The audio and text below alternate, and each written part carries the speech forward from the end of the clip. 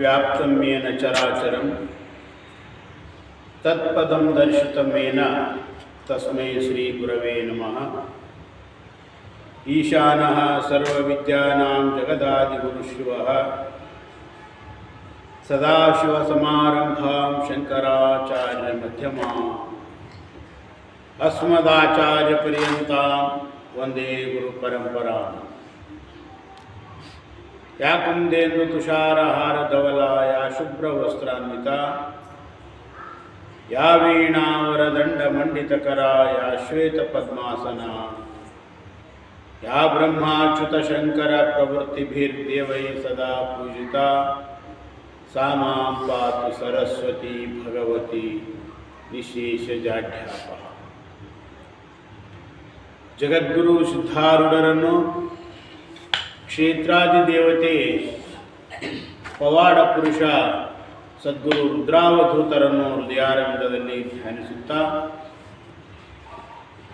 ತತ್ಸ್ವರೂಪರು, ಪರಮ ಪೂಜ್ಯರು, ಶ್ರೋತ್ರಿಯ ಬ್ರಹ್ಮನಿಷ್ಠರು, ಮುಮುಕ್ಷುಗಳ ಹಿತಚಿಂತಕರು, ಅಸ್ಮದ್ಗುರು ಸದ್ಗುರು ಅಪ್ಪಾಜಿಯವರ ಪವಿತ್ರ ಚರಣಾರವಿಂದಗಳಲ್ಲಿ ದಂಡವತ್ ಪ್ರಣಾಮಗಳನ್ನು ಸಮರ್ಪಿಸಿ,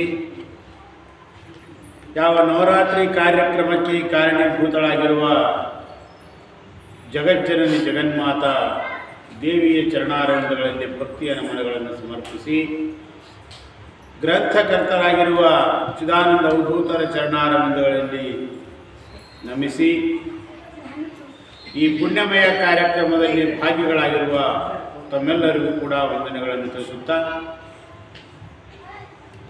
ನಿನ್ನೆ ದಿವಸ ನಾವು ದೇವಿಯು ಚಂಡಮುಂಡರನ್ನು ಸಂಹರಿಸಿದಳು ಅಂತಕ್ಕಂಥ ಮಾತನ್ನು ನಾವು ನೋಡಿದ್ವಿ. ಚಂಡಮುಂಡರು ಅಂದ್ರೆ ಅಭಿನಿವೇಶ ಅಂತ ಹೇಳ್ತಾರೆ. ಅಭಿನಿವೇಶ ಅಂದ್ರೆ ಮರಣದ ಭಯ. ಮರಣದ ಭಯ ಎಲ್ಲರಿಗೂ ಇರ್ತದೆ, ಹೌದಿಲ್ಲ? ಇರ್ತದೆ.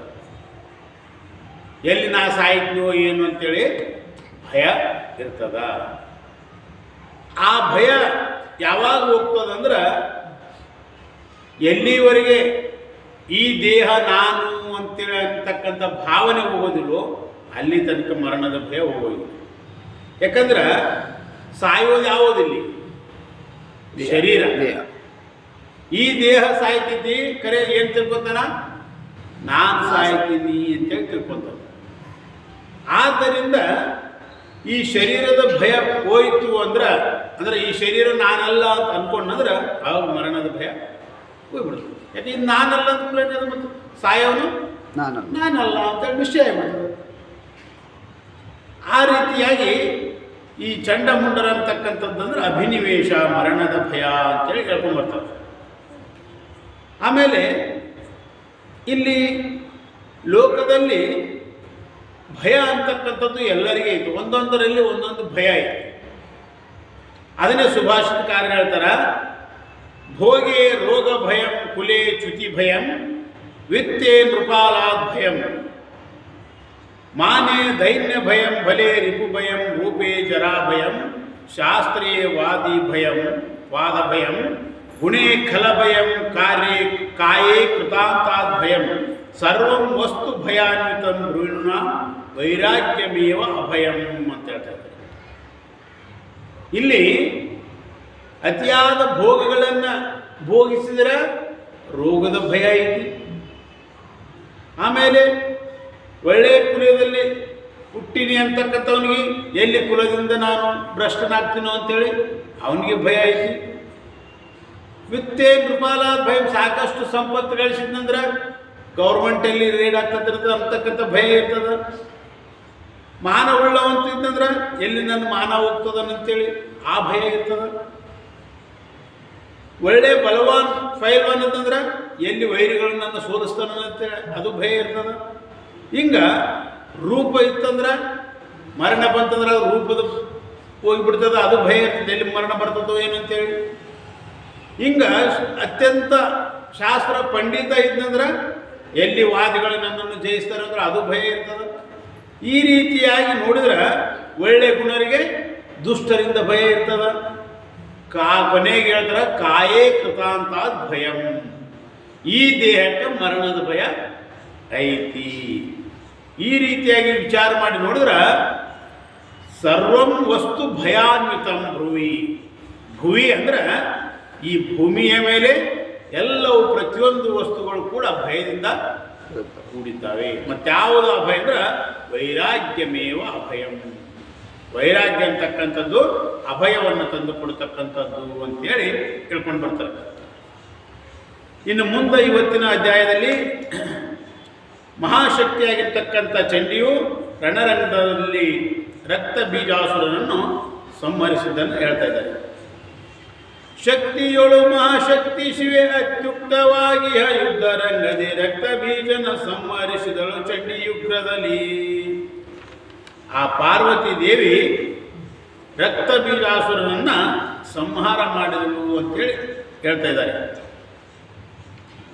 ಬಂದರೋಳುತ ಶುಂಭನಲ್ಲಿಗೆ ಅಂದು ಹೇಳಿದರು ಚಂಡ ಮಡಿದ ಸಂಧ್ಯೆ ಇಲ್ಲದೆ ಮುಂಡ ನಡೆದ ವಿವರ ಸೈನಿಕರ ಒಂದ ವಿಸ್ತರವನ್ನು ತುದಿ ಮೊದಲಿಂದ ಹೇಳಲು ಕೋಪದಲ್ಲಿ ತಾನಂದು ಹೊರಟನ್ನು ಸರ್ವಬಲ ಬರಲೆನುತ ದೈತ್ಯೇಂದ್ರ. ಅಲ್ಲಿ ಶುಂಭನಿಗೆ ಚಂಡಮುಂಡರ ಅಳಿದಿದ್ದನ್ನು ಸವಿಸ್ತಾರವಾಗಿ ಆದ್ಯಂತವಾಗಿ ಮೊದಲಿನಿಂದ ಕೊನೆಯವರೆಗೆ ಅದನ್ನೆಲ್ಲ ಅವನ್ನ ವಿಸ್ತಾರವಾಗಿ ಅಲ್ಲಿ ಹೇಳಿದರು. ಆಗ ಆ ಶುಂಭ ನಿಶುಂಭರು ಏನು ಮಾಡ್ತಾರೆ ಅಂದ್ರೆ ತಮ್ಮ ಎಲ್ಲ ಬಲವನ್ನು ತೆಗೆದುಕೊಂಡು ಅಲ್ಲಿ ಯುದ್ಧಕ್ಕೆ ಹೋಗ್ತಾ ಇದ್ದಾರೆ. ಹಿಡಿಯುತ್ತ ಕಮಂಡಲವ ಜಪಮಣಿಯೊಡನೆ ಹಂಸ ವಾಹನಾಗಿಯೇ ನುಡಿಯ ಬ್ರಹ್ಮನ ಶಕ್ತಿ ಬ್ರಹ್ಮಾಣಿಯೇ ತಾನಾಗಿ ಅಡರಿ ಋಷಭನ ಶೂಲಾಸ್ತದಿ ಎಡೆಯ ಸರ್ಪನ ಭೂಷಣದಿ ಶಶಿಯೊಡನೆ ಧರಿಸುತ್ತಲಾಗ ಮಹೇಶ್ವರಿಯು ಎನಿಸಿದಳು. ಕೈಯಲ್ಲಿ ಕಮಂಡಲ, ಮತ್ತೊಂದು ಕೈಯಲ್ಲಿ ಜಪಮಣಿ ಹಾಗೂ ಹಂಸ ಪಕ್ಷಿಯ ವಾಹನವನ್ನಾಗಿ ಮಾಡಿಕೊಂಡು ಬ್ರಹ್ಮನ ಶಕ್ತಿ ಬ್ರಹ್ಮಾಣಿ ಅಂತೇಳಿ ಹೆಸರನ್ನು ಪಡೆದಳು ದೇವಿ. ಈ ರೀತಿಯಾಗಿ ನಂದೀಶ್ವರನಿಗೆ ಅಲ್ಲಿ ಶಿವನು ಹೇಳ್ತಾ ಇದ್ದಾನೆ. ಮತ್ತು ಅಲ್ಲಿ ಅರ್ಧಚಂದ್ರನನ್ನು ಧಾರಣೆ ಮಾಡಿಕೊಂಡು ಮತ್ತು ಕೈಯಲ್ಲಿ ತ್ರಿಶೂಲವನ್ನು ಹಿಡಿದು ಆವಾಗ ಶಿವನ ಶಕ್ತಿಯಾಗಿರ್ತಕ್ಕಂಥ ಮಹೇಶ್ವರಿ ಅಂತೇಳಿ ಹೇಳಿಸಿಕೊಳ್ಳುತ್ತಾಳೆ ಅಂತ ಹೇಳಿದರು. ವೀರ ಕೇಳುವರ ಶಕ್ತಿ ಹಸ್ತ ಮಯೂರ ವಾಹನ ವಹಿವಲಯ ಕೌಮಾರಿ ಶಕ್ತಿಯು ಗುಹನ ರೂಪಿಣಿ ಎನಿಸುತ್ತಲಿ ಮತ್ತೆ ದಾರುಣದ ಗದೆ ಶಂಖ ಚಕ್ರವ ಧಾರಿಯಾಗಿಯೇ ಮತ್ತೆ ಗರುಡನ ನೇರಿ ವೈಷ್ಣವಿ ಶಕ್ತಿ ವಿಷ್ಣು ರೂಪಿಣಿಯು ಎಂದ. ಹೇ ವೀರನ ಕೇಳು, ಆ ವರಶಕ್ತಿ ಹಸ್ತದಲ್ಲಿ ಮಯೂರ ವಾಹನವನ್ನು ಧರಿಸಿರ್ತಕ್ಕಂಥ, ಮಯೂರ ಅಂದ್ರೆ ನವಿಲು, ನವಿಲನ್ನು ವಾಹನವನ್ನಾಗಿ ಮಾಡಿಕೊಂಡಿರ್ತಕ್ಕಂಥ ಅಲ್ಲಿ ಷಣ್ಮುಖನ ಶಕ್ತಿಯಾಗಿರ್ತಕ್ಕಂಥ ಕೌಮಾರಿ ಅಂತೇಳಿ ಹೇಳಿಸಿಕೊಂಡಳು. ಆಮೇಲೆ ಭಯಂಕರವಾಗಿರ್ತಕ್ಕಂಥ ಗದೆ, ಶಂಖ, ಚಕ್ರ ಇವುಗಳನ್ನು ಧರಿಸಿಕೊಂಡು ವಿಷ್ಣುವಿನ ಶಕ್ತಿಯಾಗಿರ್ತಕ್ಕಂಥ ವಿಷ್ಣು ರೂಪಿಣಿ ಅಂತೇಳಿ ಹೇಳಿಸಿಕೊಂಡರು. ಈ ರೀತಿಯಾಗಿ ಅಲ್ಲಿ ಅನೇಕ ರೀತಿಯಿಂದ ಆ ದೇವಿ ಅಲ್ಲಿ ಸ್ತುತಿಸಲ್ಪಡ್ತಾಳೆ. ಕೇಳಿರೆ ಶುಂಭಾನಿ ಶುಂಭರೆ ಏಳೆರಡು ಕರಸುಗಳು ನೀವು ಮೇಲೆ ಸರ್ವ ನಿರ್ಜರರ ಆಹುತಿಯ ಕೊಂಬುವರು ಮೇಲೆ ತ್ರೈ ಜಗದಧಿಕಾರವು ನಿಮ್ಮಾಳುಗಳು ದೇವತೆಗಳು ಶೌರ್ಯವ ಹೇಳಲಿಕ್ಕೆ ತೆರ ಇಲ್ಲ ಬಲ್ಲಿದರೆಂದಳ ದೇವಿ. ಆ ಚಂಡಮುಂಡರ ಸುದ್ದಿಯನ್ನು ಕೇಳಿ ಅವರೇನು ಸೈನ್ಯವನ್ನು ತೆಗೆದುಕೊಂಡು ಬರ್ತಾ ಇದ್ದಾರಲ್ಲ, ಅಲ್ಲಿ ಬಂದು ಚಂಡಿಯನ್ನ ಬಿಲ್ಲನ್ನು ನುಡಿಸಲು ಸಿಡಿಲಿನ ಒಂದು ಅರ್ಭಟ ಸಮೂಹ ದಂತೆ ಅಲ್ಲಿ ಅರ್ಭಟದ ಕೂಗುಗಳನ್ನು ಕೂಗಿ ಬ್ರಹ್ಮಾಂಡ ಬಿಚ್ತಾ ಇತ್ತು. ರಾಕ್ಷಸರ ಸ್ತ್ರೀಗಳನ್ನು ಅರ್ಥಾತ್ ದೇವಿಯನ್ನ ನೀನಾರು ಪರಾಕ್ರಮ, ಎಷ್ಟು ಪರಾಕ್ರಮ ಉಳ್ಳಕ್ಕಿದೆ ಅಂತೇಳಿ ಮೂರು ಲೋಕಕ್ಕೆ ಅರಸರು ಯಾರು? ಶುಂಭರೇ ಅಂತೇಳಿ ಅವರು ಹೇಳ್ತಾ ಇದ್ದಾರೆ. ಅವ್ರ ಮುಂದೆ ನೀನು ಎಷ್ಟು ಧೈರ್ಯದಿಂದ ನಿಂತಿ ಅಂತೇಳಿ ಕೇಳಿದರು. ಆಗ ಶುಂಭ ನಿಶುಂಭರೇ ಕೇಳಿದ್ರು ಏನಂದ್ರೆ, ನೀವು 14 ಲೋಕ 7 ಲೋಕ ಅಂತ ಹೇಳಿದ್ರು. 7 ಲೋಕ ಅಂದ್ರೆ 7 2 ಅಂದ್ರೆ 14. 14 ಲೋಕದ ಅರಸರು ಅದಿರಿ ನೀವು. ಅಲ್ಲದೇ ದೇವತೆಗಳೆಲ್ಲ ನಿಮ್ಮ ಸೇವಕರನ್ನಾಗಿ ಮಾಡಿಕೊಂಡಿದ್ದೀರಿ ಅಂತ ನೀವು ಈ ಜಗಕ್ಕೆಲ್ಲ ಒಡೆಯರಾಗಿದ್ದೀರಿ. ಹೇಳಲಿಕ್ಕೆ ಅಶಕ್ಯ ಅಂತೇಳಿ ದೇವಿಯು ಕೂಡ ಹೇಳಿದರು. ಯುದ್ಧಕಾಂಕ್ಷಿ ಸರ್ವಲೋಕವ ಗದ್ದಲಿಸಿ ತಿರುಗಿದನು ಎನ್ನೋಳು. ಯುದ್ಧ ಮಾಡುವರ ಕಾಣದಲೆ ಈ ಹಿಮಚಲದ ಬಳಿಯ ಇದ್ದೇ ಈ ಪರಿ ಕಥೆಯು ಆದುದು. ಯುದ್ಧ ನಿಮ್ಮಳು ಮಾಡುವನೆಂಬುವ ಬುದ್ಧಿ ಇದೆ ಶಿವದೂತಿನ ಮನೆಗೆಂದಳ ದೇವಿ. ಅಲ್ಲಿ ದೇವಿ ಹೇಳ್ತಾ ಇದ್ರ, ಯುದ್ಧವನ್ನು ಮಾಡಬೇಕು ಅಂತಕ್ಕಂಥ ಅಪೇಕ್ಷೆಯಿಂದ ನಾನೇನು ಮಾಡಿದ್ದೀನಿ ಅಂದ್ರೆ ಎಲ್ಲ ಲೋಕಗಳನ್ನು ಅರ್ಥಾತ್ ಎಲ್ಲ ಕಡೆಗೆ ನಾನು ಯುದ್ಧ ಮಾಡಲಿಕ್ಕೆ ಅಪೇಕ್ಷೆ ಪಟ್ಟು ತಿರುಗಾಡಿದ ಕರೆ ನಾನು ನೋಡಿದ್ರೆ ಯುದ್ಧ ಮಾಡ್ತಕ್ಕಂಥವರೊಬ್ಬರು ಸಿಗಲಿಲ್ಲ. ಆದ್ದರಿಂದ ಇಲ್ಲಿ ಹಿಮಾಚಲದಲ್ಲಿ ಬಂದು ಕುಳಿತುಕೊಂಡಿದ್ದೇನೆ. ನನಗೇನಂತಾರಂದ್ರೆ ಶಿವದೂತಿ ಅಂತೇಳಿ ಹೇಳ್ತಾ ಇದ್ದಾರೆ ಅಂತೇಳಿ ದೇವಿಯಲ್ಲಿ ಹೇಳಿದರು. ಇಂತು ದೇವಿಯ ನುಡಿಯ ಕೇಳುತ್ತಲಂತು ಶುಂಭ ನಿಶುಂಭರ್ ಕೋಪವ ಅಂತು ತಾಳುತ್ತ ಸುರಿದರೆ ಸರಳುಗಳ ಸುರಿಮಳೆಯ ಕಂತು ಅರಶಿವೆಯವರ ಧನುರಥ ಬಂತು ಕಡಿದೆ ಬಳಿಕ ಬಲವನ್ನಿ ಸಂತನವ ಮಾಡಿದೋಳು ಕೇಳಲೆ ಋಷಭ ನೀನೆಂದ. ಅಲ್ಲಿ ಶಿವನು ಋಷಭನಿಗೆ ಹೇಳ್ತಾ ಇದ್ದಾನೆ. ಈ ರೀತಿಯಾಗಿ ದೇವಿ ಅವರಿಗೆ ಹೇಳಿ ಶುಂಭ ನಿಶುಂಭರ ಕೋಪ ಅತ್ಯಂತ ಹೆಚ್ಚಾಯ್ತು, ಮತ್ತಷ್ಟು ಹೆಚ್ಚಾಯ್ತು ಈ ಮಾತನ್ನ ಕೇಳಿ. ಅವಾಗ ಅವರು ಬಾಣಗಳ ಒಂದು ಸುರಿಮಳೆಯನ್ನೇ ದೇವಿಯ ಮೇಲೆ ಸುರಿದರು. ಅವುಗಳನ್ನೆಲ್ಲ ದೇವಿಯು ಧನುರಥವಂತ ಕಡಿದು ಬಳಿಕ ಬಲವ ಸಂತನ ಮಾಡಿದ ಅಂದ್ರೆ ಸಂತನವ ಮಾಡಿದ್ರು, ನಿಸಂತನವ ಮಾಡಿದ್ರು ಅಂದ್ರೆ ಎಲ್ಲ ಬಲವನ್ನ ನಾಶ ಮಾಡಿಬಿಟ್ಲು ಅದನ್ನೆಲ್ಲ. ಶೂಲ ಕಟ್ವಾಂಗ್ ಕದಲಿ ಬಲವನು ಬೀಳಲಿರಿಸದೆ ಹೊಯ್ದ ತಲೆ ಕೈ ಕಾಲು ಸಹಿತಲು ನೆಮಲು ತಲೆ ಮಹಾಕಾಳಿ ಇರುತ್ತಿರಲು ಮೇಲೆ ಬ್ರಹ್ಮಾಣಿಯು ಕಮಂಡಲ ಬಾಳ ಜಲವನ್ನು ತಳಿಯಲ ಸುರರು ಸಾಲು ಸಾಲಲ್ಲಿ ಸಾಹುತ್ತಿದ್ದರು ಕೇಳು ಶೌನಕನೇ. ಶೌನಕಾದಿ ಋಷಿಗಳಿಗೆ ಸೂತ ಪೌರಾಣಿಕರು ಹೇಳ್ತಾ ಇದ್ರ ಶೂಲ ಕಟ್ವಾಂಗ ಅಂತಕ್ಕಂಥ ಇವೇನು ಆಯುಧಗಳಿದಾವಲ್ಲ, ಈ ಆಯುಧಗಳಿಂದ ದೇವಿಯು ಅವರ ಕೈ ಕಾಲು ಸಹಿತ ಕತ್ತರಿಸಿ ಅವುಗಳನ್ನು ನೆಮಲ್ತಾ ಇದ್ರು, ತಿಂತಾ ಇದ್ರು ಅಂತೇಳಿ ಹೇಳಿ. ಆ ಬ್ರಹ್ಮಾಣಿ ಕಮಂಡಲವನ್ನು ಹಿಡಿದುಕೊಂಡು ಆ ಜಲವನ್ನು ತಳೆಯಲ ಸುರರು ಸಾಲು ಸಾಲಲ್ಲಿ ಸಾವುತ್ತಿದ್ದರು ಅಂತ. ಆ ಕಮಂಡಲದಲ್ಲಿರ್ತಕ್ಕಂಥ ಜಲವನ್ನ ಆ ರಾಕ್ಷಸರ ಮೇಲೆ ಸಿಂಪಡಿಸಲಿಕ್ಕಾಗಿ ಚೆಲ್ಲಲಿಕ್ಕಾಗಿ ಅವರೆಲ್ಲರೂ ಸಾಯ್ತಾ ಇದ್ರು.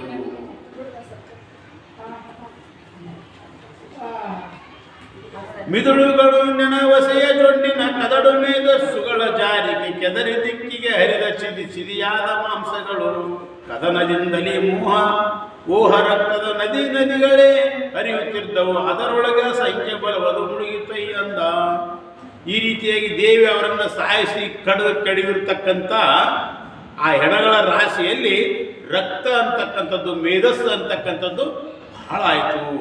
ರಕ್ತ ಎಷ್ಟಿತ್ತಂದ್ರೆ ನದಿಗಳ ಒಂದು ರೂಪದಲ್ಲಿ ಹರಿತಾ ಇತ್ತು. ಆ ಹರಿಯುವ ನದಿಗಳಲ್ಲಿ ಅವರ ಸೈನ್ಯ ಎಲ್ಲ ಕೊಚ್ಚಿಕೊಂಡು ಹೋಯಿತು, ಮುಳುಗಿತು ನದಿಯಲ್ಲಿ ಅಂತ. ಈಗ ಪ್ರವಾಹ ಬಂದಾಗ ಒಂದೊಂದು ಊರುಗಳೇ ಮುಳುಗೋಗ್ತಾವಲ್ಲ, ಆ ರೀತಿಯಾಗಿ ಅಲ್ಲಿ ರಕ್ತದ ಪ್ರವಾಹ ಅಂತಕ್ಕಂಥದ್ದು ಆಗಲಿಕ್ಕಾಗಿ ಆ ಶುಂಭ ನಿಶುಂಭರ ಸೈನ್ಯ ಅಂತಕ್ಕಂಥದ್ದು ಅವರಲ್ಲಿ ಮುಳುಗಿ ಹೋಯಿತು.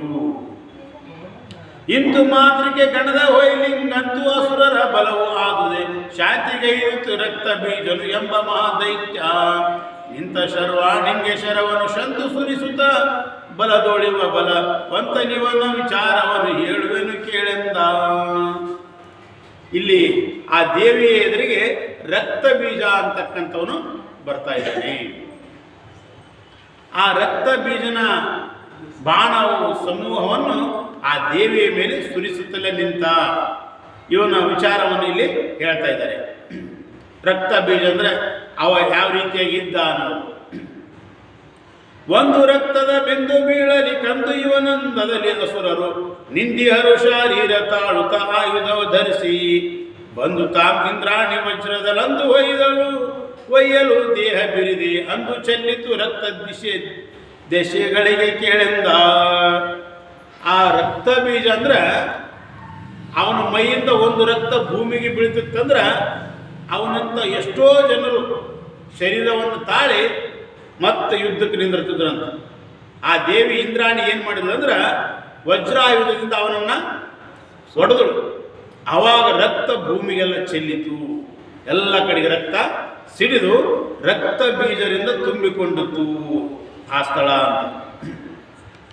ಹುಟ್ಟಿದರು ಅನಂತ ಶೌರ್ಯದ ಗಟ್ಟಿಕಾರರು ರಕ್ತವದು ತಾನೆಷ್ಟು ಬಿದ್ದಿತು ಅಷ್ಟು ಗದೆ ಖಡ್ಗಗಳನ್ನು ತಾಳಿ. ಹುಟ್ಟಿದಳು ವಜ್ರದಲ್ಲಿ ಮತ್ತೆಯು ಹುಟ್ಟಿದರು ಅವರಿಂದ ನಂತರು ಕಟ್ಟಿಳಿಲ್ಲದೆ ರಕ್ತ ಬೀಜರು ತೋರ್ದರಯ್ಯಂದ. ಆ ಎಷ್ಟು ಹನಿ ರಕ್ತ ಬಿದ್ದಿತ್ತೋ ಅಷ್ಟು ರಕ್ತ ಬೀಜರಲ್ಲಿ ಹುಟ್ಟಿಕೊಂಡ್ರು. ಅಲ್ಲದೇ ಆ ದೇವಿ ವಜ್ರಾಯುಧದಿಂದ ಹೊಡೆದ ಕೂಡಲೇ ಮತ್ತಷ್ಟು ರಕ್ತ ಕೆಳಗೆ ಬೀಳಲಿಕ್ಕಾಗಿ ಆ ಸ್ಥಳ ಎಲ್ಲ ಯುದ್ಧದಲ್ಲಿ ಬರೀ ರಕ್ತ ಬೀಜರೇ ತುಂಬಿಕೊಂಡ್ರು ಅಂತ. ವರಸು ದರ್ಶನದಿಂದ ವೈಷ್ಣವಿ ತರಿಯಲ ಸುರನ ರುಧಿರದಿಂದವ ತರಿಸಿದರು ಶತ ಶಂಚೌರ್ಯ ಪರಾಕ್ರಮನ್ವಿತರು. ವರವರಾಹಿಯು ಬ್ರಹ್ಮಿ ಈಶ್ವರಿ ಗುರುತರದ ನರಸಿಂಹ ಕೌಮಾರಿರಿವ ಶಸ್ತ್ರದಿ ಜಗವು ರಕ್ತ ಬೀಜಮಯವಾಯಿತು. ಆ ವೈಷ್ಣವಿ ಸುದರ್ಶನ ಚಕ್ರದಿಂದ ರಾಕ್ಷಸರನ್ನ ಸಂವರಿಸಲಿಕ್ಕಾಗಿ ಆ ರಕ್ತದಿಂದ ನೂರಾರು ಪರಾಕ್ರಮವುಳ್ಳಂತ ರಕ್ತ ಬೀಜರು ಹುಟ್ಟಿದರು. ಅವರು ಮತ್ತೆ ಆಯುಧಗಳನ್ನು ಧರಿಸಿಕೊಂಡು ದೇವಿಯ ಜೊತೆಗೆ ಯುದ್ಧ ಮಾಡಲಿಕ್ಕೆ ಬಂದರು. ಏನು ಹೇಳೋದು, ಅಲ್ಲಿ ರಣವೆಲ್ಲವೂ ರಕ್ತ ಬೀಜರಮಯವೇ ಆಯಿತು ಅಂತ ಹೇಳಿದರು. ಇದಕ್ಕೆ ಯುಕ್ತಿಯೇನೇನು ತನ್ನಯ ವದನ ತೆರೆದೇ ಶೋಣಿತವು ಬೀಳುವುದಕ್ಕೆ ಚಾಚುತ ನಾಲಿಗೆಯ ನೆಕ್ಕುತ್ತಲಿ ಮಹಾಕಾಳಿ. ಸದಸಿದಳು ಮಾತುಕೆಗಳಿಂದಲೇ ಚಿದಿ ಚಿದಿಯ ಮಾಡಿಸುತ್ತ ರಕ್ತವನ್ನು ಒದವಿ ಕುಡಿಯುತ್ತ ರಕ್ತ ಬೀಜರ ತಿನ್ನುತ್ತಲಿ ಕಾಳಿ. ಆವಾಗ ದೇವಿ ವಿಚಾರ ಮಾಡಿದಳು, ಒಬ್ಬ ರಕ್ತ ಬೀಜನೊಡನೆ ಯುದ್ಧ ಮಾಡೋದೇ ಕಷ್ಟ ಐತಿ, ಅಷ್ಟು ಬಲವುಳ್ಳಂಥ ಪರಾಕ್ರಮವುಳ್ಳಂಥ ರಾಕ್ಷಸರವರು ಈ ರಣರಂಗವೆಲ್ಲ ರಕ್ತ ಬೀಜದಿಂದ ಕೂಡಿದಂದ್ರೆ ಯಾವಾಗ ಇದು ಮಾಡೋದು ಅಂತೇಳಿ ವಿಚಾರ ಮಾಡಿ ಏನು ಮಾಡಿದ್ರು ಅಂದ್ರೆ ಆ ನೆಲಕ್ಕೇನು ರಕ್ತ ಬೀಳ್ತಿತ್ತಲ್ಲ ಅದಕ್ಕೆ ನಾಲಿಗೆಯನ್ನು ಚಾಚಿ ಆ ರಕ್ತವನ್ನು ಕುಡಿಯುತ್ತಾ ರಕ್ತ ಬೀಜರ ಒಂದು ಸಂತತಿಯನ್ನು ಕಡಿಮೆ ಮಾಡಿದಳು. ಆ ಸುತ್ತಲಿ ನಾಲಿಗೆಯು ದೈತ್ಯರ ನಾಶ ಮಾಡುತ್ತ ವಜ್ರ ಗದೆ ಶೂಲಾಸುರ ಶಕ್ತಿಯ ಚಕ್ರ ಕಟ್ವಾಂಗದಲ್ಲಿ ಖಡ್ಗದಲ್ಲಿ ಸೂಸುತಿಹ ರಕ್ತವನ್ನು ಸೇದುತ್ತ ದೋಷಿಗಳ ತಿನ್ನುತ್ತಿದ್ದಳೆ ನಿರ್ದೋಷಿಯಾದ ಕಾಳಿಗಿ ಪರಿರಕ್ತ ಬೀಜರನು.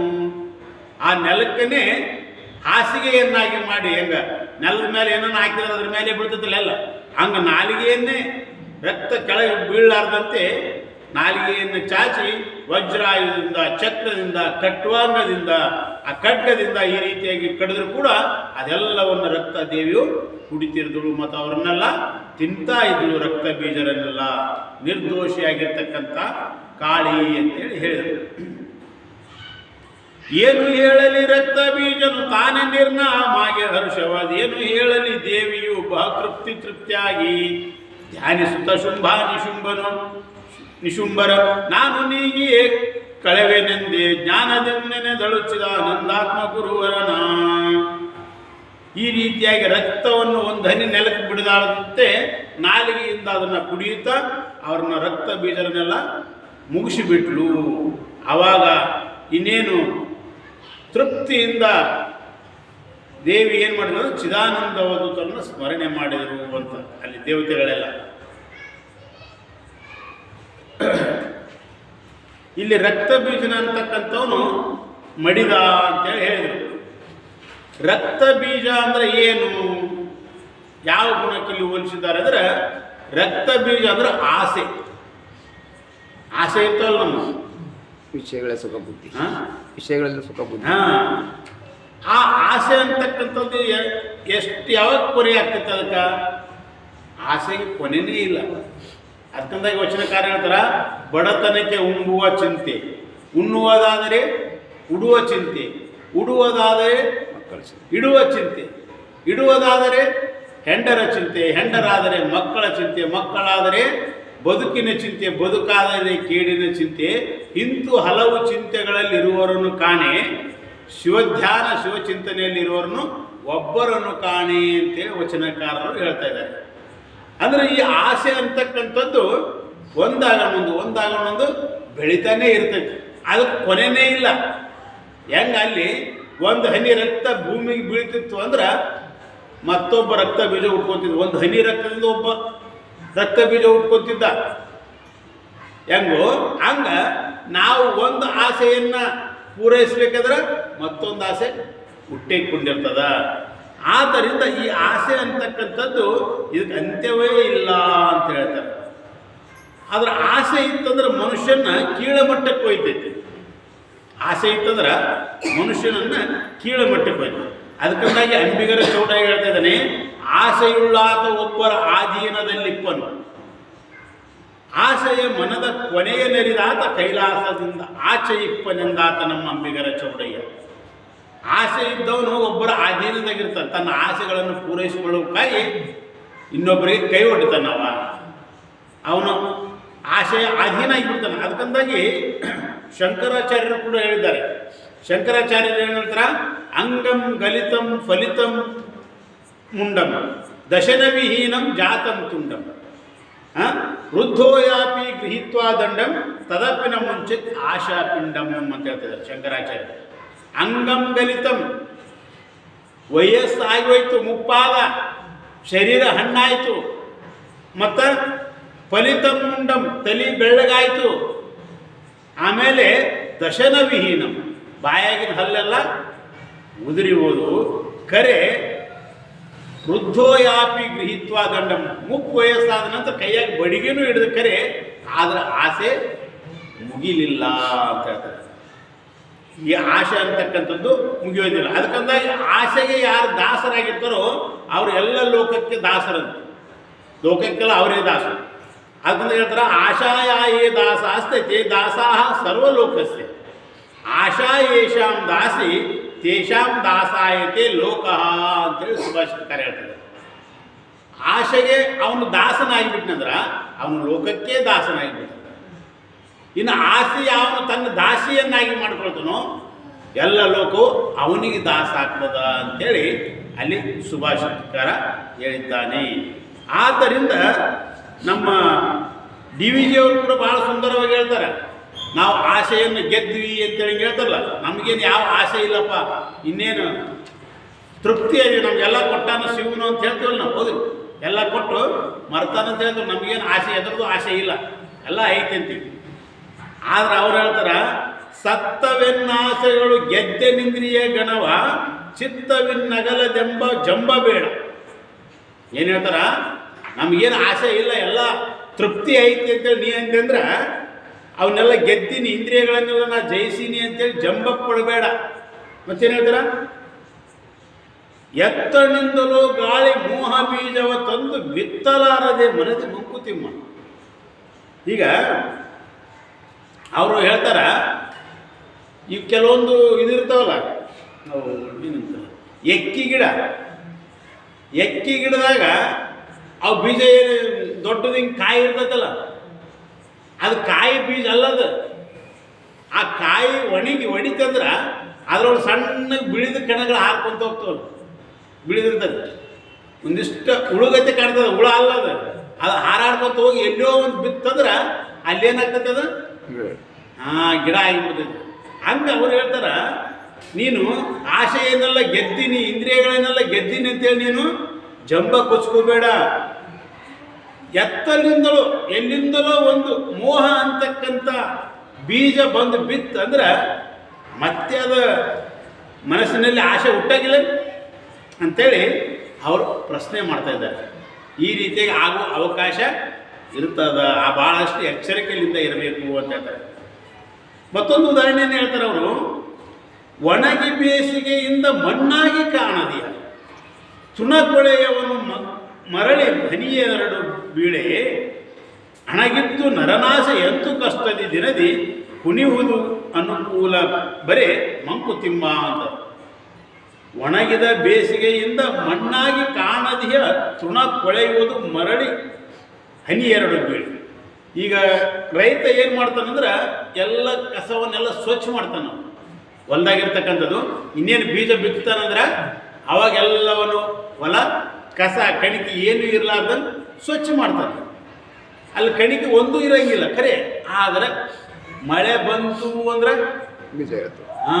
ಅದು ಮೊದಲು ಬೀಜ ಆಗಿ ಬಿದ್ದಿರ್ತೈತೆ. ಅದು ಇರುತ್ತೆ. ಆ ಬೀಜದಿಂದ ಅದು ಮಳೆಯಲ್ಲಿ ಭೂಮಿಗೆ ಸ್ಪರ್ಶ ಆಯಿತು, ನೆಲಕ್ಕೆ ಹಸಿ ಆಯಿತು ಅಂದ್ರೆ ಮತ್ತೇನಾಗ್ತದೆ ಅದು ಮೊಳಕೆಗಳು, ಹುಲ್ಲಿನ ಬೀಜಗಳೆಲ್ಲ ಹೇಳ್ತಾವೆ, ಕಾಣ್ತವೆ. ಹಂಗ ನರನಾಸೆ ಎಂತೂ ಕಷ್ಟದಿ ದಿನದಿ. ನರನ ಮನುಷ್ಯನ ಆಸೆಗಳಂತಕ್ಕಂಥವು ಈ ರೀತಿಯಾಗಿ ತಮಗೆ ಅವಕಾಶ ಸಿಕ್ಕಾಗ ಅದು ಬೀಜ ಏನು ಮಾಡ್ತು, ಮಳೆಯ ಒಂದು ನೀರಿನಿಂದ ಅವಕಾಶ ಪಡ್ಕೊಂಡು ಅದು ಹೆಂಗೆ ಬೆಳೀತು, ಹಂಗೆ ಮನುಷ್ಯನಿಗೆ ಯಾವುದೋ ಒಂದು ಆಸೆ ಬಂದು ಅದು ಮತ್ತು ಅವನಿಗೆ ದುಃಖವನ್ನು ಉಂಟು ಮಾಡ್ತದೆ. ಮನಸ್ಸಿನಲ್ಲಿ ಅವನಿಗೆ ಈ ರೀತಿಯಾಗಿ ಅದು ದುಃಖವನ್ನು ಕೊಡ್ತದ. ಕಷ್ಟದಿ ನದಿ ಕುಣಿಯುವುದು ಅನುಕೂಲ ಬರೀ, ಅದಕ್ಕೆ ಅನುಕೂಲಕರವಾಗಿರ್ತಕ್ಕಂಥ ವಾತಾವರಣ ಬರ್ತದೆ, ಮತ್ತು ಆಸೆ ಉತ್ಪತ್ತಿ ಆಗ್ತದ ಅಂತ ಹೇಳ್ತದೆ. ಅದಕ್ಕಾಗಿ ಆಸೆ ಅಂತಕ್ಕಂಥದ್ದಕ್ಕೆ ಕೊನೆ ಇಲ್ಲ. ಈ ವಿಷಯದಲ್ಲಿ ಸುಖ ಐತನ್ನೋ ಬುದ್ಧಿಯಿಂದನೇ ಮನುಷ್ಯ ಆಸೆ ಮಾಡ್ತಾನೆ. ಈ ಒಂದೊಂದು ಅಪೇಕ್ಷೆ ಮಾಡ್ತಾ ಇರ್ತಾನ. ಆದ್ದರಿಂದ ಈ ಆಸೆ ಅಂತಕ್ಕಂಥದ್ದು ಮನುಷ್ಯನನ್ನು, ಆಸೆ ಇರಬೇಕು, ದುರಾಸೆ ಇರಬಾರ್ದು. ಮನುಷ್ಯ ಆಶಾಜೀವಿ, ಹೌದಿಲ್ಲ? ಆಸೆ ಇರಲಿ, ಒಳ್ಳೆಯ ಆಸೆ ಇರಲಿ, ಆದರೆ ದುರಾಸೆ ಬೇಡ, ಕೆಟ್ಟ ಆಸೆಗಳು ಬೇಡ ಅಂತೇಳಿ ಹೇಳ್ತಾರೆ.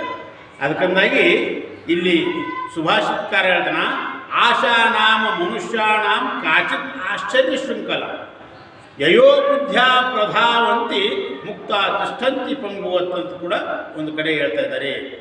ಆ ಮನುಷ್ಯರಿಗೆ ಆಶೆ ಅಂತಕ್ಕಂಥದ್ದು ಕಾಚಿತ್ ಆಶ್ಚರ್ಯ ಶೃಂಖಲ ಯೋ ಬುದ್ಧ್ಯ ಪ್ರಧಾವಂತಿ ಮುಕ್ತ ತಿಷ್ಠಂತಿ ಪಂಗುವತ್. ಅದು ಆಶೆ ಅಂತಕ್ಕಂಥದ್ದು ಏನಾಗ್ತೈತೆ ಅಂದ್ರೆ ಅವನಿಗೆ ಬೇಡಿ ಆಗಿಬಿಡ್ತೈತೆ ಅಂತ.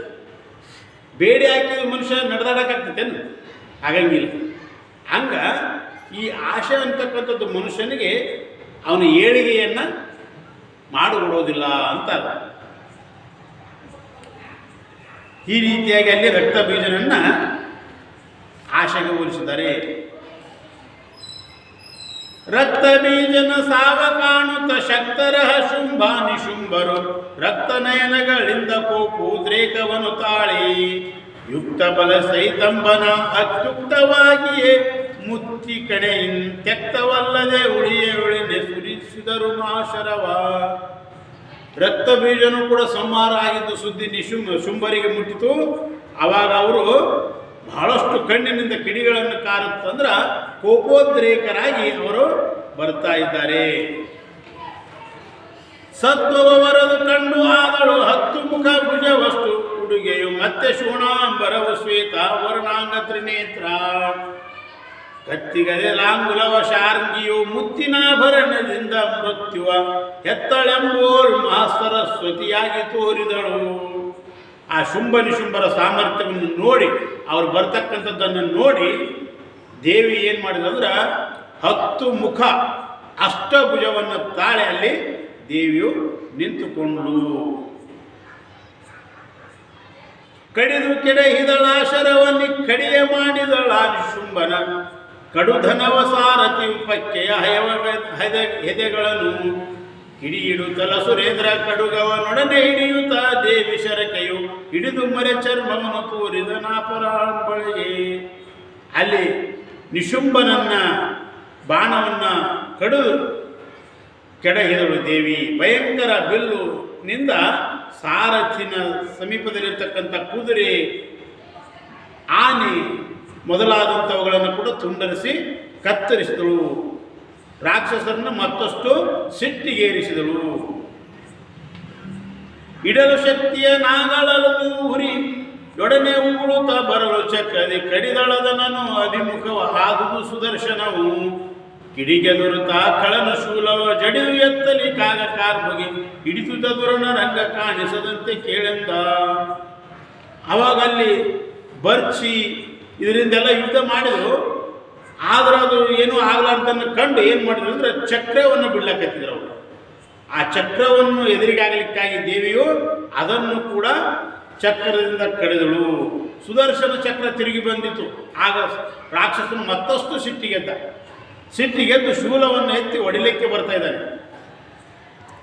ಹೊಗೆ ಹೊರಳಿಯಲು ಶೂಲದಾಗ ತಲುಗದು ನಿಗಿಸಿದುದು ಸೂರ್ಯ ಶತದಲ್ಲಿ ತೆಗೆಸಿದುದು ಶರದಿಗಳ ಶಸ್ತ್ರದ ಶಿಖಿಯ ದಾಳಿಯಲ್ಲಿ ಉಗುಳುತ್ತಿದೆ ಉರಿಯನ್ನು ದಿವಿಜರು ಮುಗಿಯಂತೆಮ್ಮೆಯ ಕೆಲಸವೆನ್ನುತ್ತ ಇಮ ನಗದ ಮೆರೆಗೆಯು ಸಾರುತ್ತಿದ್ದರು ಹೇಳು ಕೇಳು ನಂದೀಶ.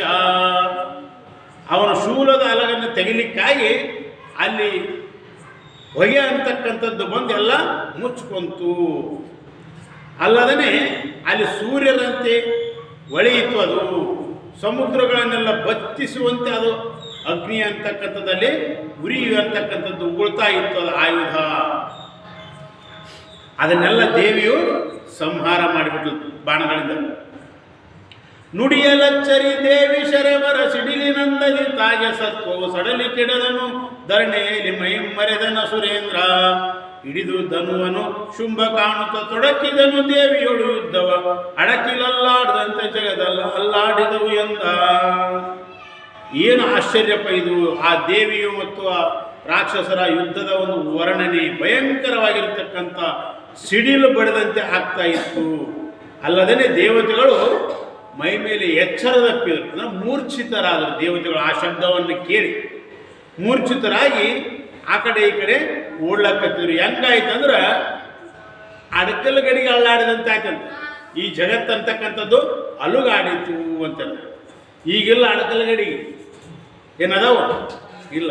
ಆವಾಗಿನ ಕಾಲಕ್ಕಿದ್ದು ಅಡಕಲ್ ಗಡಿಗೆ ಅಂತ. ಅಡಕಲ್ ಗಡಿಗೆ ಅಂದ್ರೆ ಗಡಿಗೆ ಮೇಲೆ ಗಡಿಗೆ ಇಡ್ತಿದ್ರು. ಅವು ಕೆಳಗಿಂದ ಏನನ್ನ ಸ್ವಲ್ಪ ಅಡಿಗಾಡಿದ ಅಷ್ಟು ಬಿದ್ದು ಹೊಡೆದು ಹೋಗಿಬಿಡ್ತಿದ್ರು. ಹಂಗ ಈ ಜಗತ್ತಂತಕ್ಕಂಥದ್ದು ಅಲುಗಾಡಿತು ಅಂತೇಳಿ ಹೇಳಿದರೆ. ಕೊಂಡು ಶೂಲವ ದೈತ್ಯ ನಡೆದೆ ಚಂಡಿ ಎದುರಿಗೆ ಬರಲು ಸರಳಿನ ತಂಡ ತಾಗಲಿ ಕೊರಗಿದನು ಮೈ ಮರೆದು ಧರಣಿಯಲಿ. ಕಂಡ ನನ್ನನು ಮೂರ್ಛೆಯಾದುದಲೆಂದ ಸ್ತ್ರೀ ಇವಳಾರು ಈಕೆಯು ಖಂಡಿಸದೆ ಬಿಡೆ ನುಡಿಸಿ ನೋಡುವೆ ನಂದನ ಸುರೇಂದ್ರ. ಆ ಶುಂಭನ ಶೂಲವನ್ನು ತಕ್ಕೊಂಡು ಚಂಡಿಯು ಎದುರಿಗೆ ಬರಲಿಕ್ಕಾಗಿ ಬಾಣಗಳಿಂದ ಕುಂಪು ತಾಕಲು ಆ ದೇವಿ ಏನು ಮಾಡಿದಂದ್ರೆ ಭೂಮಿಯಲ್ಲಿ ಅವನನ್ನು ಬೀಳುವಂತೆ ಚುಚ್ಚಿದಳು ಬಾಣಗಳಿಂದ. ಆವಾಗ ಆ ಶುಂಭ ಅಂತಕ್ಕಂಥವನು ಮೂರ್ಛಿತನಾಗಿ ನೆಲಕ್ಕೆ ಬೀಳ್ತಾನೆ. ಶುಂಭ ಮೂರ್ಛಿತನಾಗಿರೋದನ್ನು ನೋಡಿ ಅವ ನಿಶುಂಭ ಅರ್ಭಟ ಮಾಡುತ್ತಾ ಬರ್ತಾ ಇದ್ದಾನೆ. ಯಾರು ಈಕಿನ ಮಾತಾಡಿಸಿ ನೋಡ್ತೀನಿ ಅಂತೇಳಿ ಬರ್ತಾ ಇದ್ದಾನೆ. ಆವಾಗ ದೇವಿಗೆ ಹೇಳ್ತಾನವ, ಆರು ನಿನಗೆ ಯಾಕೆ ಯುದ್ಧವು ನಾರಿ ಬುದ್ಧಿ ವಿವೇಕ ಇಲ್ಲವು.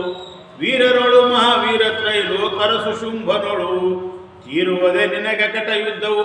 ಮಾರಹರ ಮಧುರಿಪು ವಿಗರಿಯದು ವೀರಶುಂಭನ ತಮ್ಮ ನಾನು ನಿಶುಂಭ ಕೇಳೆಂದ. ಆವಾಗ ಮಾತಾಡಿಸ್ತಾನೆ ದೇವಿನ, ನೀನು ಯಾರು? ನಿನಗೆ ಯಾಕೋಸ್ಕರ ಯುದ್ಧ ಬೇಕು? ನೀ ಹೆಣ್ಮಗಳದಿದಿ, ಈ ಯುದ್ಧದ ಬುದ್ಧಿಯನ್ನು ಬಿಡು. ವೀರ ಇದ್ದೀವಿ, ಶೂರಳಿದ್ದೀವಿ, ಇದನ್ನು ನಾನು ಮೆಚ್ತೀನಿ. ಆದ್ರೆ ಯಾರ ಮುಂದೆ ಯುದ್ಧ ಮಾಡ್ಬೇಕಂತ ಅದು ಗೊತ್ತಿಲ್ಲ ನಿನಗೆ.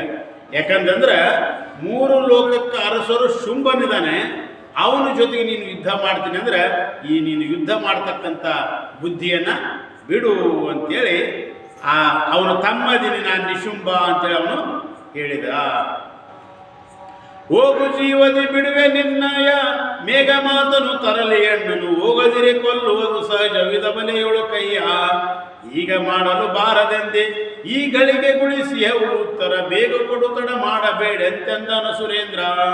ಅವನು ಹೇಳ್ತಾ ಇದ್ದಾನ, ನಿನ್ನ ಜೀವಂತವಾಗಿ ಕೊಲ್ಲಾರ್ದ ಬಿಟ್ಟಿವಿ, ಹೋಗು. ಒಂದು ವೇಳೆ ನೀನು ಹೋಗ್ತಿದ್ರೆ ಏನು ಮಾಡ್ತೀವಿ, ನಿನ್ನ ಸಾಯಿಸ್ತೀವಿ. ಆದ್ರೆ ಯಾಕೆ ಬಿಟ್ಟಿವಿ ಅಂದ್ರೆ ಒಬ್ಬ ಸ್ತ್ರೀಯನ್ನ ಸಾಯಿಸಬಾರ್ದು, ಅವನ್ನ ಕೈ ಮಾಡಬಾರ್ದು ಅಂತೇಳಿ ನಾವು ಇಷ್ಟು ಸಮಯ ಬಿಟ್ಟಿವಿ. ಏನು ಮಾಡ್ತೀವಿ, ಹೋಗ್ತೀಯೋ ಇಲ್ಲ, ಉತ್ತರ ಕೊಡು ಅಂತೇಳಿ ಆ ನಿಶುಂಭನು ತಮ್ಮ ಅವನು ದೇವಿಗೆ ಹೇಳಿದ. ಕೇಳು ದೈತ್ಯ ನಿಶುಂಭ ಕೇಳಿದಡೆ ಹೇಳಬೇಕಿಹುದೆಲ್ಲ ಉಸಿಯದೆ ಬಾಳ ಶೌರ್ಯರು ಶುಂಭನನು ನಿಶುಂಭನನು ರಣದಿ ಮೇಲೆ ಮಡಹಿಯ ಹೋಗುವೆ ನಾವು ಹೇಳಲಿಕ್ಕೆ ಪರ ದೇವತೆಂಬರು ಕೇಳುವುದು ಏನಿದ್ದಡೆ ಕೇಳೆಂದಳ ದೇವಿ. ಅವಾಗ ದೇವಿ ಹೇಳ್ತಾಳ, ನೀನು ಯಾರು ಅಂತ ಕೇಳಿದ್ನಲ್ಲವ, ಏ ನಿಶುಂಭನೆ ಕೇಳು. ಕೇಳಿ ಅಂದ್ರೆ ಹೇಳಬೇಕಲ್ಲ. ಆದ್ದರಿಂದ ನೀನಂತೂ ಅದಿ, ಶುಂಭನೂ ಅದನ. ಶುಂಭ ನಿಶುಂಭರನ್ನು ಸಂಹಾರ ಮಾಡಿನೇ ನಾವು ಹೋಗ್ತೀನಿ, ಹಾಗೆ ನಾನು ಹೋಗೋದಿಲ್ಲ. ನನಗೇನಂತಾರಂದ್ರೆ ಪರದೇವತೆ ಅಂತೇಳಿ ಹೇಳ್ತಾ ಇದ್ದಾರ. ಇನ್ನು ಏನು ಕೇಳೋದೈತಿ ನೀನು ಕೇಳು ಅಂತೇಳಿ ದೇವಿಯಲ್ಲಿ ಹೇಳಿದರು. ಆಗ ಅವನಿಗೆ ಇಷ್ಟೊಂದು ಸಿಟ್ಟು ಬಂತು. ಅವನು ಅಡರಿದನು ಸಿಂಹಾಗಿ ದೇವಿಯ ತೊಡರಿದನು ಶರವಾಗಿ ಕರಿಯ ಗೊಡನೆ ತಾಗಿದ ಭೂತವೇ ತಾಳಾಗಿ ಹುಲಿಯಾಗಿ ಹೊಡೆದನವನ ಸಿಡಲಾಗಿ ಕಾಟಿ ಚೊಡನೆ ಆಗಿಯೇ ಕವಿದು ಮಾಯ ಕಡು ಶರದಿಯಲ್ಲಿ ಮುಳುಗಿಸಿದ ಋಷಭೇಶ ಕೇಳೆಂದ. ಆಗ ಋಷಭನಿಗೆ ಶಿವನು ಹೇಳ್ತಾ ಇದ್ದಾನೆ, ಯಾವಾಗ ನಾವು ಹೋಗೋದಿಲ್ಲ, ನಿಮ್ಮನ್ನು ಸಂಹಾರ ಮಾಡೇ ಹೋಗ್ತೀನಿ, ಏನಿದ್ದರೆ ಕೇಳು ಅಂದ ಕೂಡಲೇ ಸಿಟ್ಟಿನಿಂದ ಒಂದು ಕಡೆ ಸಿಂಹ ಆಗಿ ಬರ್ತಾ ಇದ್ದಾನೆ, ಮತ್ತೊಂದು ಕಡೆ ಆನೆ ಆಗಿ ಬರ್ತಾ ಇದ್ದಾನೆ, ಈ ರೀತಿಯಾಗಿ ಒಂದು ಕಡೆ ಭೂತ ಆಗಿ ಬರ್ತಾ ಇದ್ದಾನೆ, ಈ ರೀತಿಯಾಗಿ ಒಂದು ಕಡೆ ಸಿಡಿಲಾಗಿ ಬೀಳ್ತಾ ಇದ್ದಾನೆ. ಈ ರೀತಿಯಾಗಿ ಅನೇಕ ರೀತಿಯಿಂದ ಅಲ್ಲಿ ದೇವಿಯನ್ನ ಮುಳುಗಿಸಿದ ಅಂತ ಹೇಳ್ತಾರೆ. ಅಂದ್ರೆ ಮಾಯೆಯ ಒಂದು ಯುದ್ಧವನ್ನು ಅವನು ಮಾಡಿದ. ಆದರೆ ಆ ಮಾಯೆಯ ಸ್ವರೂಪವೇ ದೇವಿಯದ ಅಂತಕ್ಕಂಥದ್ದನ್ನು ಅವನಿಗೆ ಗೊತ್ತಾಗಲಿಲ್ಲ. ಮಾಯೆಯಲ್ಲವೇ ದೇವಿ ಯಾಕೆಗೆ ಮಾಯ ಮುಚ್ಚುವ ದೇವಿ ಚಾರಿಸಿ ಮಾಯೆಯದು ನಿರ್ಮಾಯವಾದುದು ದೇವಿ ದಿಟ್ಟಿಸಲು ಹೇಯ ಕಳತ ಕೋಪದಲ್ಲಿ ನಿಸ್ಸಂಗಾಯಲ್ಲ ಕವಿದೆಚ್ಚನವನ ಸಾಯಕವು ಬೆಳಗಿದವು ಶತ ರವಿ ತೇಜದಲ್ಲಿ ಎಂದ. ಈ ರೀತಿಯಾಗಿ ಅನೇಕ ಮಾಯ ಯುದ್ಧವನ್ನು ಮಾಡಲಿಕ್ಕಾಗಿ ಆ ದೇವಿ ಏನೂ ಮಾಡಲಿಲ್ಲ, ಅದಕ್ಕೆ ದಿಟ್ಟಿಸಿ ನೋಡ್ಲಿಕ್ಕಾಗಿ ಅವೆಲ್ಲವೂ ಮಾಯ ಆಗುವುದು. ಯಾಕಂತಂದ್ರೆ ಮಾಯೆಯ ಸ್ವರೂಪವೇ ಇದಾವ. ಆ ಕ್ಷುಲ್ಲಕ ಮಾಯನ್ನು ಇವರು ಪಡೆದುಕೊಂಡು ಕ್ಷಣ ಒಂದು ಸ್ವಲ್ಪ ಮಾಯೆಯ ಶಕ್ತಿಯನ್ನು ಪಡೆದುಕೊಂಡು ಆ ಮಾಯೆಯ ಸ್ವರೂಪದ ಎದುರಿಗೆ ಆ ಮಾಯವನ್ನು ತೋರ್ಲಿಕ್ಕೆ ಹೋದ್ರೆ ಅದು ನಿಲ್ಲೋದಿಲ್ಲ. ದಿಟ್ಟಿಸಿ ನೋಡಿದ ತಕ್ಷಣ ಅದೆಲ್ಲವೂ ಮಾಯವಾಗಿಯೇ ಹೋಯಿತು ಅಂತಂದ್ರೆ. ಅಲ್ಲದೇ ಅಲ್ಲಿ ದೇವಿಯು ಅವನ ಬಾಣ 3 ಸೂರ್ಯರ ಪ್ರಕಾಶದಂತೆ ಹೊಳೆದುದು ಅಂತ ಹೇಳ್ತಾ ಇದ್ದಾರೆ. ಸೆಳೆದ ಮಂತ್ರಾಸ್ತವನಿ ಶುಂಭನು ಹೊಳೆವ ಪರಬ್ರಹ್ಮವೆನ ಮೇಲೆಯು ನಳಿನ ಸಕ ಶಿಖಿ ಯಮ ನಿರುತ ವರುಣಾಸ್ತ್ರ ಮೊದಲಾಗಿ ಬಳಿಕ ವಾಯು ಕುಬೇರ ಈಶಾನ್ ನೆಳವರಿಯ ಈ ತರದ ಶಸ್ತ್ರದ ಬಳಗದಲ್ಲಿ ಕವಿದೆಚ್ಚು ಬಬ್ಬಿಕ್ಕಿದನು ದೈತ್ಯೇಂದ್ರ. ಅದೆಲ್ಲ ಮಾಯ ಆಗಿ ಹೋಗ್ಲಿಕ್ಕಾಗಿ ಮತ್ತಷ್ಟು ಸೃಷ್ಟಿನಿಂದ ಏನು ಮಾಡ್ತಾನಂದ್ರೆ ಅವನು ಮಂತ್ರಾಸ್ತ್ರಗಳನ್ನು ಬಿಡ್ತಾನೆ. ನೀವು ಇದರಲ್ಲಿ ನೋಡಿರ್ಬೇಕು, ರಾಮಾಯಣ ಮಹಾಭಾರತದಲ್ಲಿ ಅರ್ಜುನ ಅಲ್ಲಿ ಆಕಳುಗಳನ್ನು ನೋಡ್ಕೊಂಡು ಹೋಗ್ತಿರ್ತಾರೆ. ಆವಾಗ ಬಾಣಗಳನ್ನು ಬಿಟ್ಟರೆ ಬಾಣಗಳನ್ನೇ ಅಲ್ಲಿ ಒಂದು ಆಣೆಕಟ್ಟಾಗಿ ಒಂದು ಕಂಪೌಂಡ್ ಗತಿ ಹೆಂಗೈತಿ ಬಾಣಗಳಿಂದನೇ ಬಂಧಿಸಿಬಿಡ್ತೈತಿ. ಆಯಾಯ ಒಂದು ಅಸ್ತ್ರಗಳಲ್ಲಿ ಮಂತ್ರವನ್ನು ಪ್ರಯೋಗ ಮಾಡಿ ಬಿಟ್ರೆ ಆಯಾಯ ಅಸ್ತ್ರಗಳ ಪ್ರಯೋಗ ಆಗ್ತದೆ. ಅಂದರೆ ಇವು ಸಾಮಾನ್ಯವಾಗಿ ಈಗ ಮಳೆ ತರಿಸ್ಬೇಕಾಗಿದೆ, ಮಳೆ ಬೀಳಿಸ್ಬೇಕಾಗಿತ್ತು ಅಂದ್ರೆ ವರುಣವನ್ನು ಮಂತ್ರವನ್ನು ಹೇಳಿ ಆ ಬಾಣವನ್ನು ಬಿಟ್ರೆ ಮಳೆ ಬರ್ಲಾಕತ್ತೈತಿ. ಬೆಂಕಿ ಹತ್ತವನ್ನು ಮಾಡಬೇಕಾಗಿತ್ತು, ಬೆಂಕಿ ಹಚ್ಚಬೇಕಾಗಿತ್ತು. ಆವಾಗ ಅಗ್ನಿ ಅಸ್ತ್ರ ಮಂತ್ರವನ್ನು ಪ್ರಯೋಗ ಮಾಡಿ ಅಗ್ನಿ ಬಾಣವನ್ನು ಬಿಟ್ರೆ ಬೆಂಕಿ ಹತ್ತೈತಿ. ಈ ರೀತಿಯಾಗಿ ಅವನು ಎಲ್ಲ ಬಾಣಗಳನ್ನು ಮಂತ್ರಾಸ್ತ್ರಗಳನ್ನು ಅವನು ಬಿಡ್ಲಕತ್ತಿದ. ಕುಬೇರ ಅಸ್ತ್ರ ಮೊದಲಾದಂಥ ವರುಣ ಅಸ್ತ್ರ, ಯಮನ ಅಸ್ತ್ರ ಇವನ್ನೆಲ್ಲವನ್ನು ಆ ದೈತ್ಯೇಂದ್ರ ಬಿಟ್ಟು ಆರ್ಭಟಿಸಿ ಮಂತ್ರಿಸಿ ಅವುಗಳಿಂದ ಹೊಡೆದವನು. ಆ ಬಾಣಗಳನ್ನು ಮಂತ್ರಿಸಿ ಅಭಿಮಂತ್ರಿಸಿ ಬಿಡುವುದನ್ನು ನೋಡಿ ದೇವತೆಗಳು ಹೆದರಿದರು. ಶಿವಶಿವೆಂದು ದೇವಗಣವ ಶಿವಶರಣ ಕಾಣುತ್ತ ಶಶಿಧರ ಇಮಗೆ ಕೊಟ್ಟನೆ ಪಾಶುಪತವನು ಜಗದ ಸುಡಲೆನುತ ಇವನು ಆರಿಗೆ ಹೊಡಿವೆನು ಶಾಂಭವಿಯು ಕಾಯುವಳು ಕೊಲ್ವಳೆನು ತಲಿ ದಿವಿಜ ಸಭೆ ಚೆಲ್ಲಿದುದು ದಿಶೆ ದಿಶೆಗಳಿಗೆ ಕೇಳೆಂದ. ಆವಾಗ ಅವನೇನು ಮಾಡ್ತಾನಂದ್ರೆ ಶಿವನ ಕೊಟ್ಟಂಥ ಪಾಶುಪತಾಸ್ತ್ರವನ್ನು ಬಿಡಲಿಕ್ಕೆ ಪ್ರಯೋಗ ಮಾಡಿದನ. ಆವಾಗ ದೇವತೆಗಳೆಲ್ಲ ಶಿವ ಶಿವ ಈ ಜಗತ್ತನ್ನು ಸುಡಲಿಕ್ಕೆ ಕೊಟ್ಟನೇನು ಶಿವನು ಇವರಿಗೆ ಪಾಶುಪತಾಸ್ತ್ರ ಅಂತೇಳಿ ಅಲ್ಲಿ ಆಶ್ಚರ್ಯದಿಂದ ದೇವಿ ಇವನನ್ನು ಕೊಲ್ತಾಳು, ಏನಾಗ್ತತೋ ನಮ್ಮ ಗತಿ ಅಂತೇಳಿ ಅಲ್ಲಿ ಮನಸ್ಸು ಬಂದ ಕಡೆ ಓಡಿ ಹೋದರು. 100 ಬಾರಿಯು ಖಡ್ಗದಿಂದಲೇ ಹಾರಿ ಒಯ್ಯಲು ಖಡ್ಗಗಳು ಶಿವೆ 100 ಬಾರಿಯು ಶೂಲದಿಂದ ತರಿಯಲಿಕೆ ಅಮರಾರಿ ಕಾರು ತಲೆ ಕಂಗಳಲ್ಲಿ ಕಿಡಿಗಳ ತೂರು ತೀರಿದನು ಶರವ ತಪ್ಪಿಸು ಕಾರು ಪಟದಲ್ಲಿ ಶೂಲದಲ್ಲಿ ಶಾಂಭವಿಯ ಕೇಳೆಂದ. ಅವನ ಕತ್ತಿಯಿಂದ 100 ಸಾರಿ ಹಾರಿ ಹೊಡಿದನ. ದೇವಿಯು ಕೂಡ 100 ಸಾರಿ ಶೂಲದಿಂದ ಅವನನ್ನು ತಿವಿತಾ ಇದ್ದಾಳೆ. ಇರುವ ಶೂಲದ ಹಸ್ತವನ್ನು ಶಿವ ತರಿಯ ಹಾರಿತ ಶೂಲ ಹಸ್ತವು ಸುರರ ನಟ್ಟಿದ್ದುದಾಗ ತಿರುಗಿದುದಾಗ ಶಿವೇಡಿಗೆ ಹರಿಯ ಹಾಕಿದಳವನ ಶೂಲದಿದ್ದರುಳ ದೈತ್ಯನು ಕೋಪದಿಂದಲಿ ತಿರುಗೆಗದೆ ಕೊಂಡೈತರಲು ಎಡ ಹಸ್ತದಲ್ಲಿ ಎಂದ